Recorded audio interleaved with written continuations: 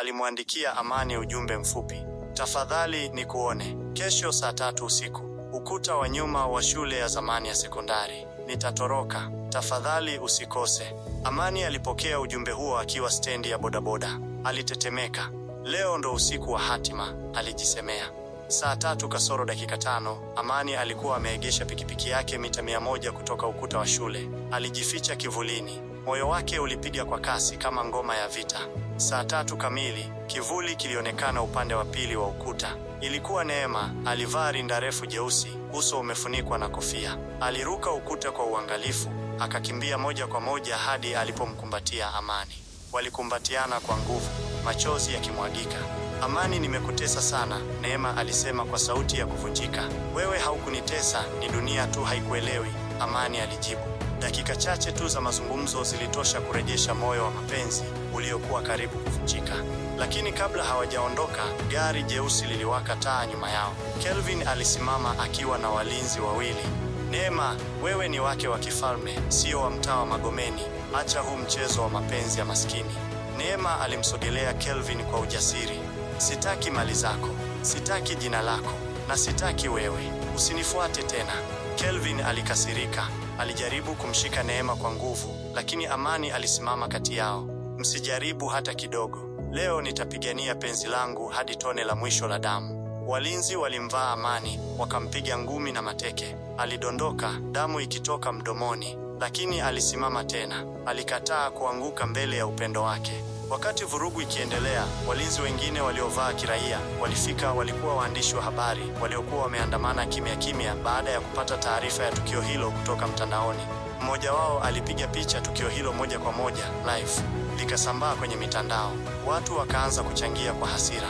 Mpenzi wa kweli anapigwa kwa ajili ya kutetea moyo wake. Waziri anachangia kunyanyasa vijana wa kawaida. Huu ni ukatili wa kitabaka. Waziri mwenyewe alipopata taarifa ya tukio hilo, alikasirika. Alimpigia Kelvin simu usiku huo huo. Toka kwenye nyumba yangu sasa hivi. Umenivua heshima. Nimechoka kuficha makosa yenu. Saa 6 usiku, Neema alichukuliwa na mama yake. Wakakimbilia kwa ndugu zao mkoani kwa muda ili hali itulie. Amani alipelekwa hospitali kupatiwa matibabu. Lakini kwa mara ya kwanza, historia ilikuwa inaandikwa. Penzi la dereva wa bodaboda lilikuwa linashinda mbinu za kifalme, pesa na vitisho. Siku 3 zimepita tangu tukio la kutisha la usiku wa ukuta wa shule. Kila kitu kilionekana kimya, lakini mitandaoni bado hali ilikuwa moto. Watu maarufu, wanaharakati wa haki za binadamu na mashirika ya kijamii walianza kulizungumzia tukio la Amani na Neema kama mfano wa mapenzi ya kweli yanayopigana na mfumo dhalimu wa kitabaka. Watu waliandika, upendo usiotetewa ni upendo dhaifu. Tuna Amani na Neema ndani yetu wote, ni wakati wa kusimama kwa ukweli. Mliodhani maskini hawezi kupenda kwa dhati, mmeshuhudia nini sasa? Amani alikuwa kitandani hospitalini akipumzika. Daktari alisema hakuvunjika mfupa wowote, lakini alihitaji kupumzika wiki moja. Wakati huo redio na TV zilimfuata kwa mahojiano. Alikubali moja tu, akasema kwa utulivu, sina kisasi na mtu yeyote, lakini nataka vijana wajue, mapenzi si mchezo. Usipende kwa sababu ya sura tu wala mali. Penda mtu anayekuona kama ndoto yake. Neema akiwa kwa shangazi yake huko Morogoro, alianza kuandika hadithi ya maisha yake na Amani kwa mtindo wa simulizi kwenye blog aliyofungua kwa jina la mstari wa mapenzi si tabaka, ni moyo. Ndani ya wiki moja, blogu hiyo ilivuma, ilisambaa mitandaoni, na hata baadhi ya magazeti yalichapisha sehemu ya simulizi hiyo kama makala maalum. Waziri baba wa Neema alipoona kuwa jamii ilikuwa upande wa watoto, aliketi na mkewe usiku mmoja na kusema kwa huzuni, labda tulikosea. Tulitaka bora kwa binti yetu, tukasahau kuwa moyo wake tayari uliona bora yake. Mwezi mmoja baadaye, Amani alikuwa amepona kabisa. Siku moja alipokea simu kutoka kwa namba isiyojulikana. Habari Amani, mimi ni katibu wa waziri wa elimu. Tuna mpango wa kuanzisha mpango wa maadili kwa vijana, na tumependekeza wewe uwe balozi wa kitaifa. Amani alikaa kimya kwa mshangao. Kwa nini mimi? Kwa sababu umefundisha taifa zima kwamba moyo una thamani kuliko cheo. Amani alikubali kwa unyenyekevu. Walianza kumpa mafunzo ya uongozi wa vijana. Akaanza safari ya kuzunguka shule mbalimbali, akiwa balozi wa maadili na mapenzi ya kweli. Mwezi uliofuata, akiwa kwenye ziara Dodoma, aliambiwa kuwa kuna mshiriki mmoja wa semina aliyekuwa na ujumbe maalum kwa ajili yake. Aliposimama jukwaani, akamuona Neema akiwa kwenye vazi la heshima la Kiafrika, mikononi akiwa na shada la maua. Walisimama wote wawili, wakakimbiliana mbele ya halaiki ya watu. Walikumbatiana kwa nguvu, huku watu wakishangilia. Kamera za waandishi wa habari zilinasa kila sekunde. Neema alisema kwa sauti ya ujasiri, "Leo sio kwa sababu ya mapenzi ya kisiri. Leo ni kwa sababu tumevunja minyororo ya tabaka, tumejenga historia." Na hapo Amani alipiga goti, akatoa pete ndogo aliyokuwa ameihifadhi kwa miezi 3. "Neema, siwezi kukuahidi maisha ya kifahari, lakini naweza kukuahidi upendo wa kweli hadi pumzi yangu ya mwisho. Je, utanioa?" Neema alipiga magoti pamoja naye, akamkumbatia na kusema, "Sikuchagua wewe kwa sababu ya maisha ulionayo, bali kwa sababu ya moyo ulionao. Ndiyo, nitakuoa." Hadithi yao iliwafanya hata wale waliowadharau awali waanze kuwaheshimu. Amani aliendelea kuwa balozi wa vijana. Neema alifungua kituo cha wasichana waliotelekezwa, akiwasaidia kujifunza kuwa na thamani bila kujali tabaka. Waliamua kuoana kwa harusi ndogo ya mtaani, ya kijijini, bila majigambo, lakini yenye mapenzi makubwa kuliko harusi yoyote.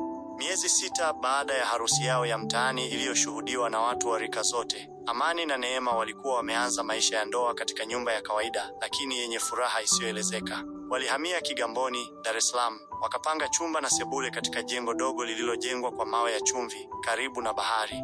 Amani alirudi kwenye kazi ya bodaboda, lakini sasa si kama kijana wa kawaida. Wateja walimchukulia kama mtu wa heshima, wengine wakipanda bodaboda yake ili tu wapate nafasi ya kusema waliongea naye.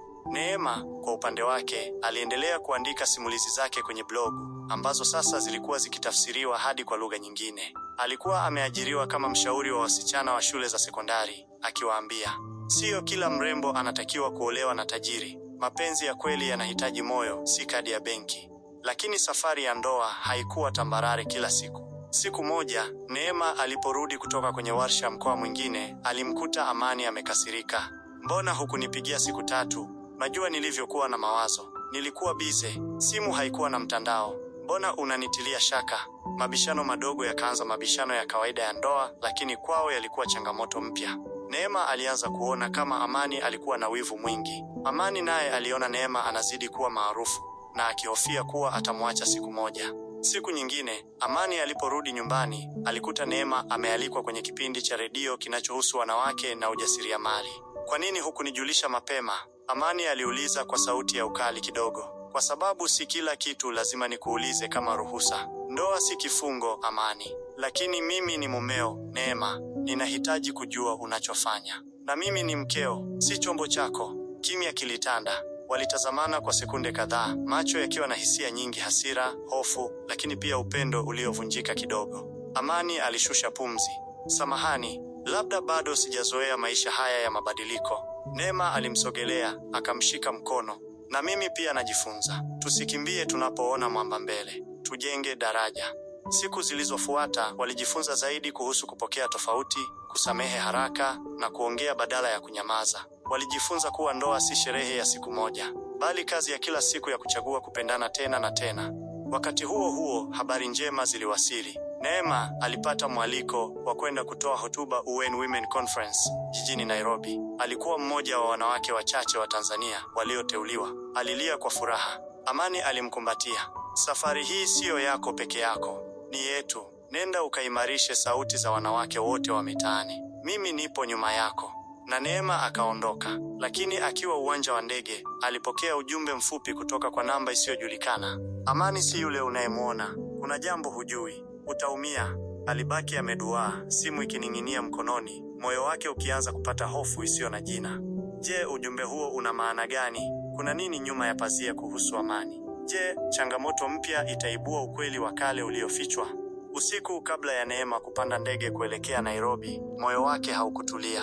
Ujumbe mfupi alioupokea uliwasha moto wa wasiwasi kichwani mwake. "Amani si yule unayemwona. Kuna jambo hujui. Utaumia." Alimwangalia Amani usoni akiwa anampakia mizigo kwenye gari, kwa furaha na bashasha kama kawaida. Hakukuwa na chembe ya mashaka machoni pake, lakini ndani ya Neema kulikuwa na maswali mengi yaliyotaka majibu. Alikaa kimya. Aliamua kutofanya jambo lolote mpaka arejee kutoka Nairobi. Katika kongamano la wanawake, Neema alipendeza kwa mavazi ya Kiafrika, na hotuba yake kuhusu upendo wa kweli, ndoa zisizo na unyanyasaji, na uhuru wa mwanamke ilivuma hadi kutrend kwenye X, zamani Twitter. Watu walimsifu, huyu ndiye sauti ya wanawake wa Afrika. Neema anatufundisha kuwa mwanamke anaweza kupenda, kupambana na kushinda. Lakini baada ya hotuba, alipokea ujumbe mwingine: angalia mfuko wa nyuma wa koti ya Amani, utajua ukweli. Alishtuka, aliamua kutulia.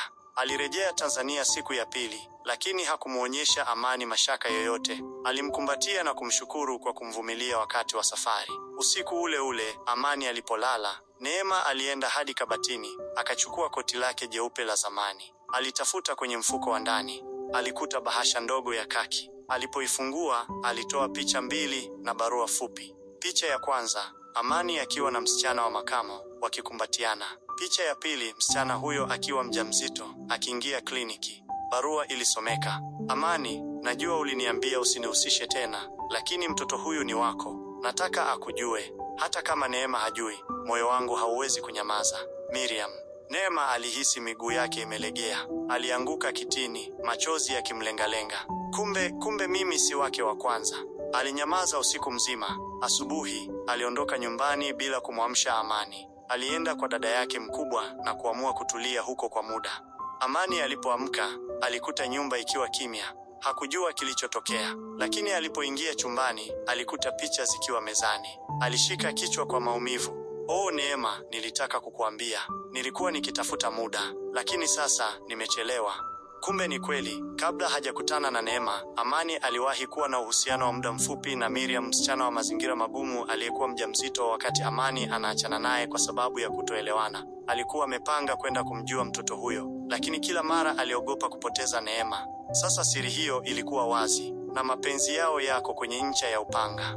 Neema alikaa kimya kwa siku 5. Amani alijaribu kumpigia, kutuma ujumbe, lakini hakujibiwa. Alishindwa kufanya kazi. Alikaa kando ya pikipiki yake, kama mtu aliyepoteza mwelekeo wa maisha. Lakini siku ya 6, alipokea ujumbe mmoja kutoka kwa Neema: tuna miadi, ukumbi wa bustani CAF, saa 10 alasiri. Nije kama mke au kama mgeni? Jibu litategemea moyo wako.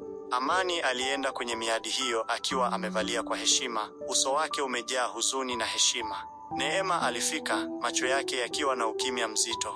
Kwa nini hukuniambia? Niliogopa. Nilikuona kama zawadi kutoka kwa Mungu. Sikutaka kupoteza. Lakini niliwahi kupotea pia, Neema. Sikutaka kukuficha kwa makusudi. Nilitafuta muda, ukakimbia mbele yangu. Je, mtoto huyo ni wako? Ndiyo, na nitamlea. Si kwa sababu ya majukumu tu, bali kwa sababu ni damu yangu. Kimya. Neema alifuta machozi. Amani, sitaki ndoa iliyojaa maumivu, lakini pia sitaki kuikimbia mapenzi ya kweli. Nitahitaji muda, sio kukasirika, bali kutafakari. Miezi 2 imepita tangu Neema amuombe Amani muda wa kutafakari. Wote walitulia, kila mmoja akitafakari mustakabali wa maisha yao. Neema alikuwa akiishi kwa dada yake, akihudhuria vikao vya wanawake na kuendelea kuandika kwenye blogu yake. Upweke ulimfundisha mengi, hasa jinsi ya kuchagua kati ya maumivu ya kuachana au mateso ya kusamehe. Amani, kwa upande wake, alianza kumtembelea mtoto wake mpya aliyekuwa akiishi na Miriam, lakini kwa nia ya kumjua, si kurudia penzi la zamani. Hakumwambia Neema kila hatua, bali aliamua kila kitendo kiwe na uaminifu na si maigizo. Siku moja, Neema alipokuwa kazini, alipokea picha kwenye simu yake. Ilikuwa ni ya Amani, akiwa na mtoto yule wa Miriam, wakiwa kwenye kliniki. Kwa chini kulikuwa na maandishi: ninajifunza kuwa baba bora, na bado natamani kuwa mume bora kwako, Neema. Neema alilia, lakini kilichomgusa zaidi ni picha ya pili, mtoto huyo akiwa amevalishwa fulana iliyoandikwa, dada Neema shujaa wangu. Wiki iliyofuata, Neema alituma ujumbe: tunaweza kuonana tena, lakini safari hii si kwa miadi. Nataka tutembee pamoja mtaani kama zamani. Walikutana sokoni Kariakoo, bila kelele, bila kamera. Walitembea pamoja, wakikumbuka vicheko vyao vya zamani, waliopitia pamoja na waliovuka. Amani alisema kwa sauti ya pole, mapenzi yetu yameumizwa, lakini hayajafa. Naamini majeraha haya yanaweza kuwa alama za kumbukumbu ya nguvu yetu. Neema alitabasamu. Sitaki maisha ya hadithi ya Malkia. Nataka maisha ya mwanamke wa kawaida, anayependa kweli, anayepitia mitihani, halafu anashinda. Mimi ni mwanamke huyo. Walikumbatiana. Miezi michache baadaye, walihamishia maisha yao eneo la Mbweni, nje kidogo ya jiji, wakiishi na mtoto wa Amani kwa wiki chache kwa mwezi. Neema alimpenda mtoto huyo kwa moyo wa kipekee. Alijifunza kuwa mama si lazima umpate mtoto tumboni, bali moyoni. Walifungua taasisi ya kusaidia vijana walioachwa na wapenzi wakiwa wajawazito. Wakaiita Majeraha Yetu, Tumaini Lenu, na maisha yao yakaendelea kwa msingi mpya: ukweli, msamaha na upendo halisi.